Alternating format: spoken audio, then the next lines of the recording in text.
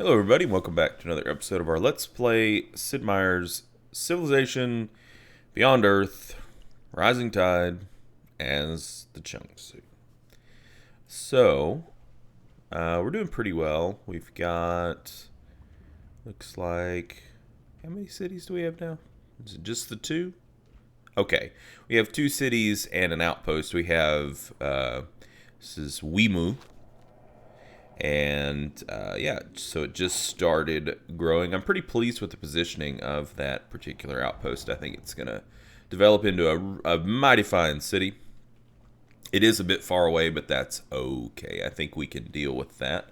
Looks like we're researching alien sciences, and we're building a tidal turbine, which I think is absolute money, and a water refinery, which... Wait, no, the water refinery is what I really, really love. The tidal turbine is just, I think, something that's decent for energy generation. Anyways, let's go to the next turn. Let us go to the next turn. Okay, so it looks like our worker finished the farm here. So we need to figure out what else are we going to want to do here at Zhongsang.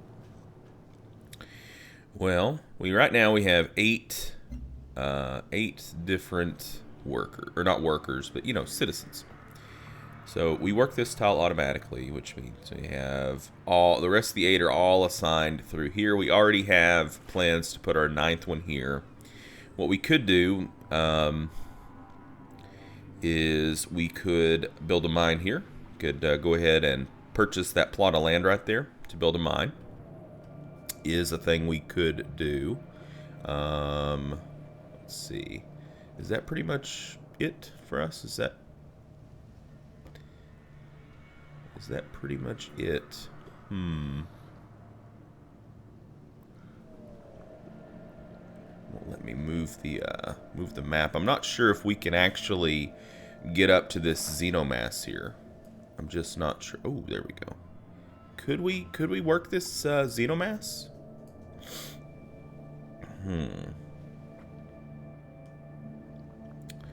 If we could get up to the xenomass, I would be totally down with doing that next. I would just plop down a xenomass well there, take that 3 food and 1 production, and run. If we put a mine here, it's going to bump the production by 2, I guess. So it would be 3 production, 1 energy. This would end up being 4 food and 1 production, not counting what the xenomass well actually gives. Let's go ahead and grab that. Let's just see, can we? Yeah, we can. Beautiful. It's beautiful. We can work that tile from this city, so that is definitely a thing. Unfortunately, I don't really think there's anything we can do just yet with that tile. We're not going to use a worker for it. So what we might do, oh, I'm so sorry guys, is send our worker over to our new outpost that we've got going, YOUUUU.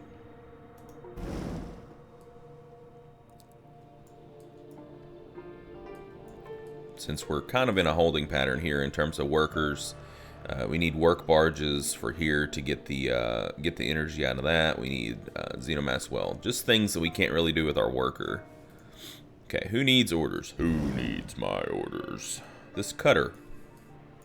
Okay, well, let's just cut our way to the northeast here. Very well. This cutter is just going to be chilling.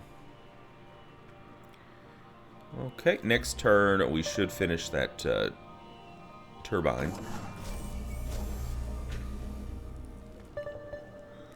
I think she was just talking some smack about our military, which I mean is kind of understandable. Our military is not very big. Okay, so this worker just got finished. What could we do here? Well, I think the next thing we're going to want to do, well, we might want to grab this petroleum, I guess. Put a petroleum well in. We're definitely going to want a floatstone quarry, too. I wonder if we build a farm here, if it's going to wipe out that alien structure. I guess we can see. Yeah, it's not even going to let us do it, so. Okay, Cutter. How about I just put you to sleep? Otherwise, you're going to keep on bugging me because of that kraken. Or whatever it is, that nest. Well, it's not really a nest. It's a hydrocoral. It looks kind of nesty. It's kind of weird. It's like somebody with trypophobia's worst nightmare. All these weird openings and holes and things coming out of them. If you're not familiar with what trypophobia is, it's basically like a fear of many holes together. Like, for instance, like some people get really freaked out when they look at honeycombs, or when they look at like enhanced images of like flowers and things like that, because it reveals the like this just like huge nature of like tons of little holes, and it's kind of weird. And you know, I'm fascinated by different kinds of fears that people have. I'm just kind of fascinated by a lot of things. I always end up getting lost reading on Wikipedia and things like that. But anyways, so it's actually a learned fear that humans have from way back when, basically to protect us from like poisonous animals. Is what it is. It's what I learned about it. Now, you know, I could have read something that was you know, spurious, but that's what I think I remember about it, at least. Okay, well, Zhongsang did finish the turbine. We're doing okay on income right now. So what could we do? Well, we don't really have a lot of options in terms of buildings at this point. In 7 turns, we can make xenomass wells, xenonurseries, xenofuel plant. I do apologize for the yawns, guys. I don't really know the ultrasonic fence is that big of a deal to me, and launch complex, kind of mad about that too.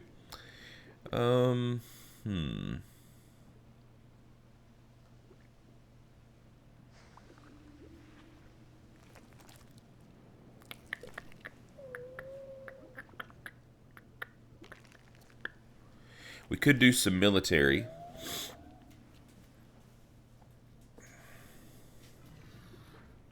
We could, you know, make a few more units, just so we're not quite so, you know, vulnerable, I suppose you could say. It's like I don't even think we have a unit here guarding. Let's build a submarine. I have not had a submarine before, so I'd like to build one. There we go. Okay, this worker is... We're en route to YOUUUU. Keep going. You can do it. You don't need me to hold your hand, sir. Okay, she's in awe of our cultural acquiring abilities. Okay, Dange.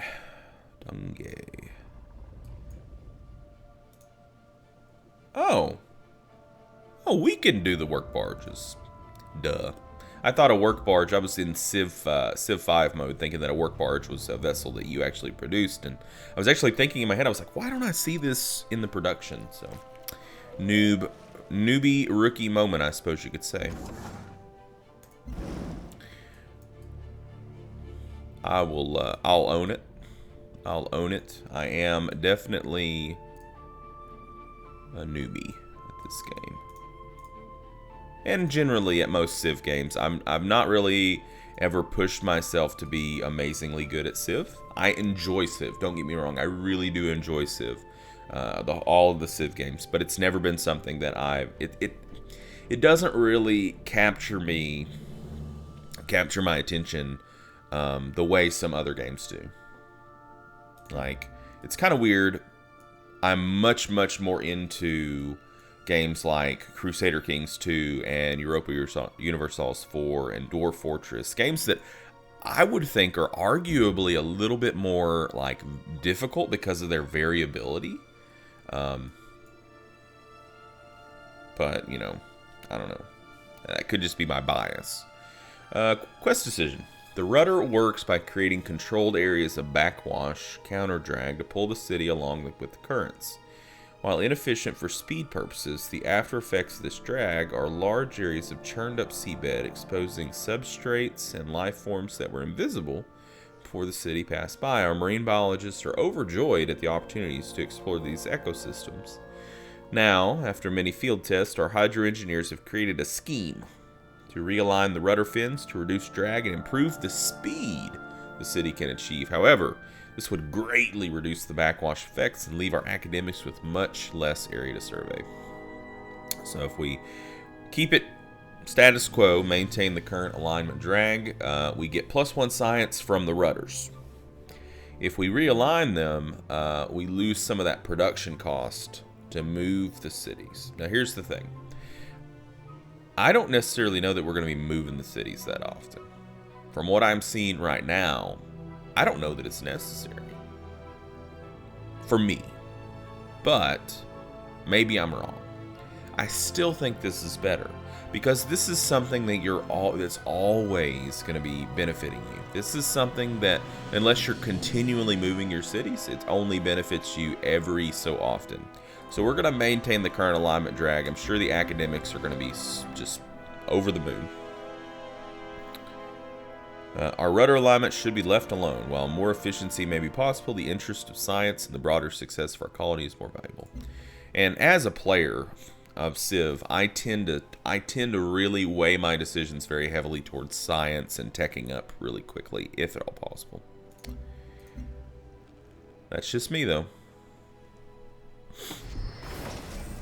Okay, so now we have a submarine. Beautiful, beautiful. So this submarine,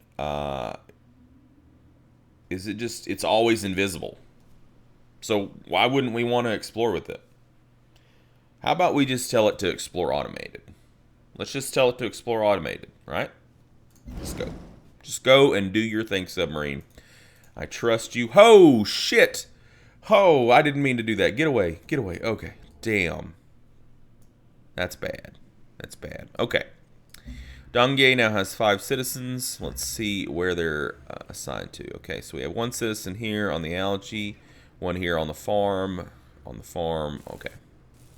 Yeah, that's pretty much about how it's going to be. With not a lot of variety here in Dongye. Production in Zhongsang. So we got our submarine. It's awesome. I think it's costing like maybe 1 per turn. I don't know. What else could we do here?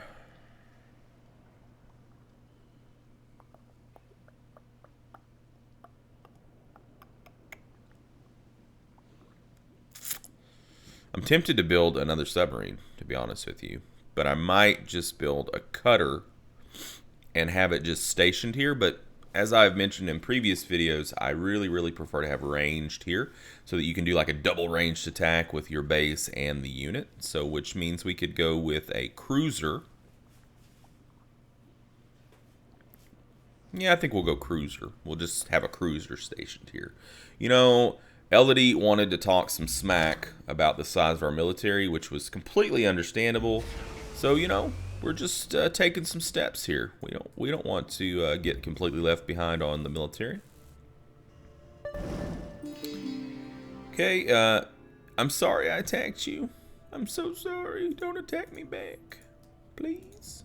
Looks like it didn't. Looks like it just kind of chilled. Develop a virtue. Okay, well, what do we want to do here? I think we were going to take this next. But I'm not 100% sure it's necessary because we're so far, I feel like we're so far ahead on tile improvement already.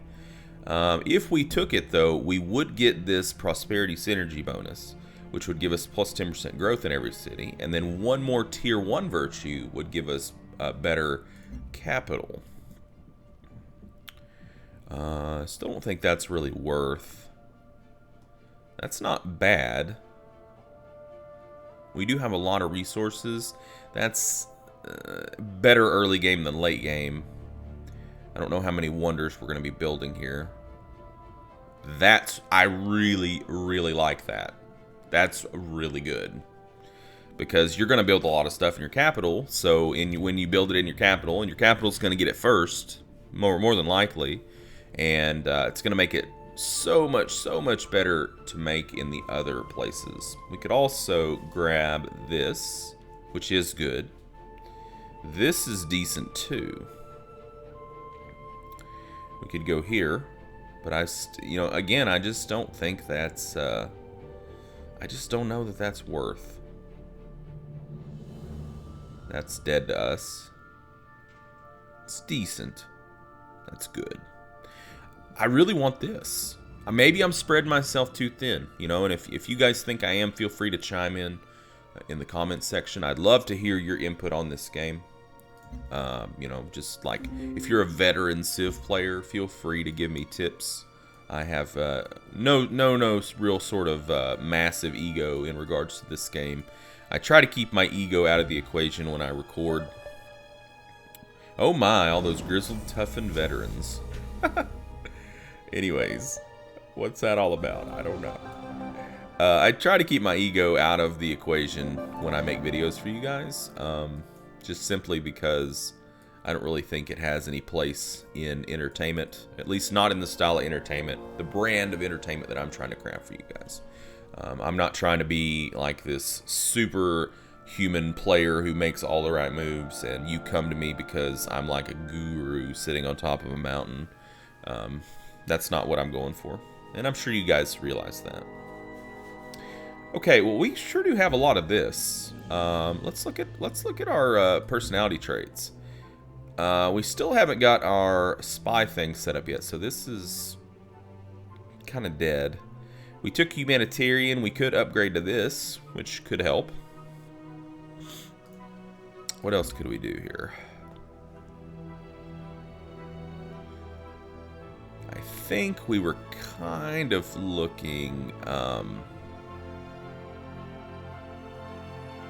towards this for political traits. Yep, but we don't need to take this now.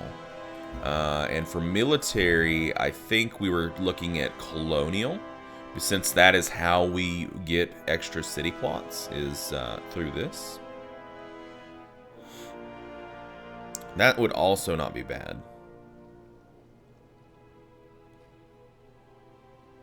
This is also not bad too, but I feel like that's kind of like putting all of your eggs in one basket. I think we'll probably end up going colonial. And honestly, with colonial, the earlier we grab this, the more it's going to pay off for us too. But it's kind of the same way with this. So we're going to go ahead and upgrade to humanitarian 3. And how much capital do we have left? 162. And it's going to cost 210 to pick up the other trade. So we'll hold off. It won't take very long. We're getting 18 per turn, so roughly 4 turns, 3 turns. Math is hard. Okay. Quest decision. The tidal turbines are hugely powerful, even dangerously so. Our financial district reports huge gains with the power it generates and is asking for more output. However, the low-income households that live close to the turbine housing say they can barely sleep at night for the constant churning. We could install baffles that would keep these communities safer and more comfortable, but if we throttle up the turbines, the housing projects around it would suffer and probably degrade. So if we increase capacity and we say, to hell with the peons, basically, we get +2 energy from that building type. We protect the neighborhoods, we get +1 health from tribal turbines. Well, I think we're going to protect the neighborhoods, because we're about the little man here. No citizen is too lowly to be beneath basic protection and a decent place to live. We will safeguard their community and find other sources of power elsewhere. Generally, I tend to skew towards health over a lot of other things, because to my experience, it's pretty easy to get energy. I mean, you can just launch a damn solar collector. Whereas, getting health, it can be a little tougher. But I think I did see, like, there was some kind of a research where there was like a health thing now that you can launch into the orbit. So, I don't know. They've made a lot of changes to the game. I'm sure I'm just barely scratching the surface at this point. with what Rising Tide offers, and that's cool. That's a good feeling. I mean, you want that in a game, especially when you spend money on it, which it wasn't super duper expensive, but you know, I mean, anytime you pay money, you want to get your money's worth. Okay, enough about money. Dongye needs production. So what would be good for Dongye? What did we make? A water refinery. So our production, if you can see, look at all that sweet, sassy, molassy production we got off all this. And look at this. I mean, it's just so good. It's so good. I really do think that's like a defining building for any kind of an aquatic civilization. Like, you got to rush that thing. We have a lot of things that we could build here. Health is okay. Energy's okay as well. So what would be the next best thing? Is there anything that we can do to give us food?